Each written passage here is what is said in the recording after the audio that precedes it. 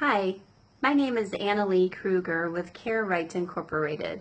Many of you may follow me on Facebook or social media and may know that I help families with aging loved ones facilitate those family conversations that most families don't want to have on their own, where we talk about what's working well, what's not working well, what are your concerns, what are your frustrations, what do you already have in place for your aging plan, whether it's making sure that you have your estate documents in order, that you've got your your long-term care insurance, or if you're a veteran, you already have your VA application completed. So just kind of sorting out what are those options, where am I going to live, who's going to take care of me, and how is it going to get paid. Almost every week, someone will say, well, I already have this all taken care of because I have long-term care insurance and my daughter is my healthcare power of attorney. And I said, okay, that's great, but that's only part of the planning. And I said, does that mean that you're assuming that your daughter is going to take care of you? Because that's very different than someone who's your healthcare power of attorney agent.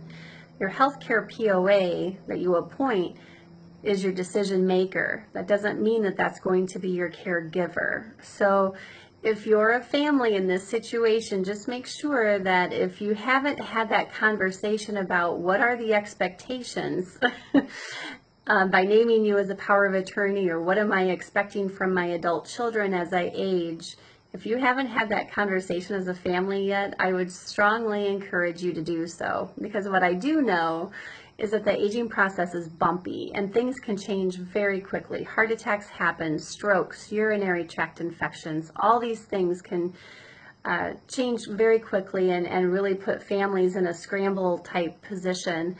And if you haven't had these conversations, you really need to. Now, I also know that most families don't do well trying to have these conversations by themselves because there's too much family emotional junk that gets brought to the table. Well, my brother said something stupid 30 years ago, or my sister-in-law doesn't like me and she's the one that runs the show, or whatever it is those family dynamics consist of. Oftentimes, families really do need to have a neutral, third-party, trained family meeting facilitator to get you from point A to point B. I can promise you that if you don't have a plan put together, you will regret that.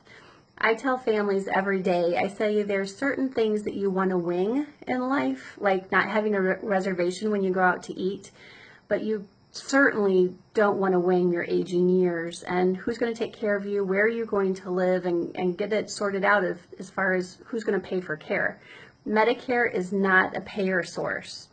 So if you take one thing away from this video, Medicare is not going to be your end-all be-all saving grace from a financial perspective. Another takeaway is have your family meeting, and if you have family issues where you can't do it yourself, please reach out to me. If you want to learn more, visit my website at www.carerightinc.com.